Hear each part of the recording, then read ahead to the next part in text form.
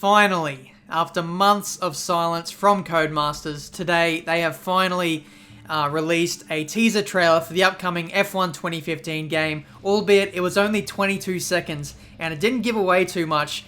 They have finally given us a release date. Unfortunately, it has been delayed for another month. It will be coming out on the 10th of July.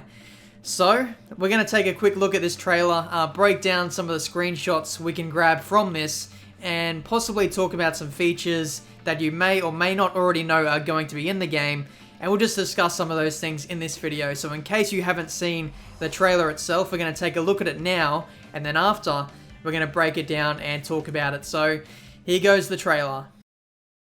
Peggy 3.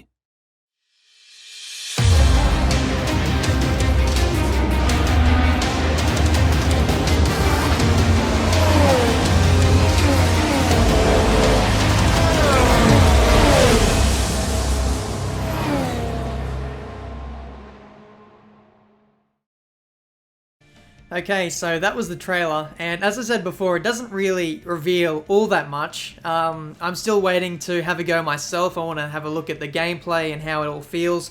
The handling, for me especially, is probably the most important factor of this game, whether it's going to be a success or not. So I'm very keen to see how that goes. But we're just going to go through some of the screenshots that I took from this breakdown video, or not this breakdown video, from the teaser trailer. As you can see, this first one is from the Mexico circuit. This is the third sector, all the cars filing through the stadium section. Nothing really to look at too much, apart from maybe the track detail and the crowd and everything. It looks a little bit better than in previous years, but nothing much to add apart from that.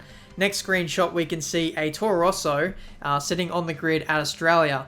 Now, you can see one of the drivers. I can't see who it is. I think it's Max Verstappen. He's having an interview with some press or reporters.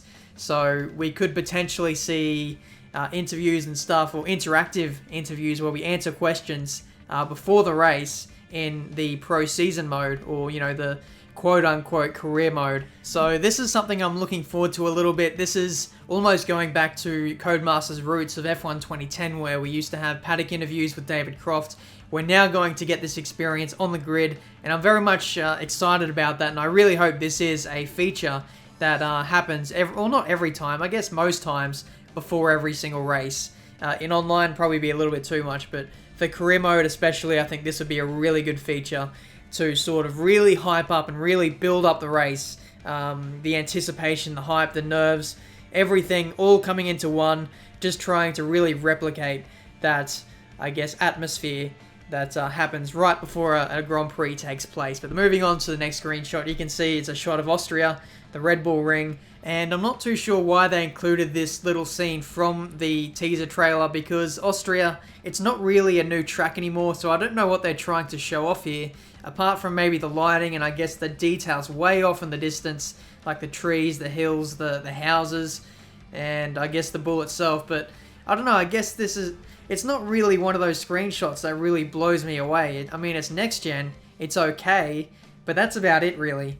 So, moving on to this next photo, we can see it's Monaco, the middle sector, looking at the harbour. We can see, I don't know, I think the lighting is a little bit off in this one. It looks a little bit hazy in my opinion, but the detail again of the buildings and everything way off in the background, that's what stands out to me. And you can see, we'll have a look at a comparison between this screenshot and a shot from real life, and you can see that there's a lot more detail in the real life photo in terms of the boats and everything. That's just what I got from this photo. The lighting, as I said, it looks a little bit off and a little bit hazy, but apart from that, I think it's fairly nice. You'll see in this next screenshot that the detail in the buildings is actually pretty spot on, and there's a decent amount of detail, and also the crowd and everything as well. So I thought I'd include that little comparison between real life and the game as well. Still, even though it's next gen, they still have a little way to go in terms of really making it look like it's real life. They're almost there, but if you compare it to, say, 2010, 2013, you can see that Cody's have been making some sizable steps in the recent years that they've been making F1 games. But that's enough of that. Moving on to the next photo, we have a shot of Romain Grosjean and what looks like to be he's walking towards his car just before he starts the race or starts his parade lap, I suppose. So what I'm thinking this is, or what it's part of, is possibly a cutscene where you're walking to the grid and just trying to, I guess, build that atmosphere as you're just before you getting to the race. So I thought that's pretty cool. Hopefully this is some kind of, as I said, cutscene or something like that. Maybe talk to your engineer on the way through to getting into your car, having a little discussion, maybe having the odd interview or two like we've seen in other screenshots. But yeah, I thought that was a pretty cool shot, and hopefully we can see that sort of recreated in the gameplay, I suppose. But next tweet, this is, again, the interviews. This is Lewis Hamilton with a crowd of people around him. You can see a photographer, a cameraman, an interviewer, and I guess someone behind him. I guess that's a trainer or a member of his team. And they are, of course, having an interview with Lewis just before he gets into his car on the grid. So from all the screenshots I've seen today, a vast majority of them have been focused around drivers having interviews or just sitting in the, I guess, Parc Fermé on the grid just before the race starts. So they're really trying, or Codemasters are really trying to drive home this fact that pre-race interviews, pre-race build-up, all that kind of thing that you see just before the race starts, this thing is going to be a key factor of this game, particularly in the pro season mode. So very much looking forward to that. From what I can gather, pre-race interviews on the grid are definitely going to be a feature in the quote-unquote career mode. So I'm very much looking forward to that, and I'm actually really keen to see how they do it all, and whether it's similar in the way that they did it on F1 2010. That'll remain to be seen, and once we get news of that, I'll of course tell you guys in a future video or a tweet or something. So follow me on Twitter. If you haven't followed me on Twitter, go do it, because I tweet about F1 games all the time. That's basically what my Twitter's about. But anyway, moving on to the next screenshot, we can see a McLaren Honda at what I believe is Silverstone. You can see the exhaust plumes coming out of the back of the car. Nice little detail there, but apart from that, nothing too much to see there. You can actually see that the livery of the car is of sort of the pre-season livery. So if you guys didn't know, the cars and the performance and the liveries and all that kind of thing, they're going to be based on the cars from where they were at Melbourne. So for the first few weeks of this game, that's exactly what the cars are going to look like, just like they were in Melbourne. So the performance, the looks of the cars, the drivers, any liveries, and, you know, even things down to front wings, you know, side pods, monkey seats, if you want to go into extreme detail. That's what everything's going to look like from Melbourne for the first, I don't know, 3 or 4 weeks, and then after about a month or so, Codemasters are going to update the game to reflect what the cars look like at the latest stage. So you'll see the new McLaren Honda livery. You'll see updates to the Manacar, which had a complete livery change. Cars like the Ferrari, they're actually a little bit slower now that the season has gone on. They tried a bunch of updates, and apparently they haven't worked, and they look a little bit slower compared to Mercedes at this phase of the championship. So that'll be reflected in a performance update for some of the cars. You'll see the evolution of the McLaren Honda.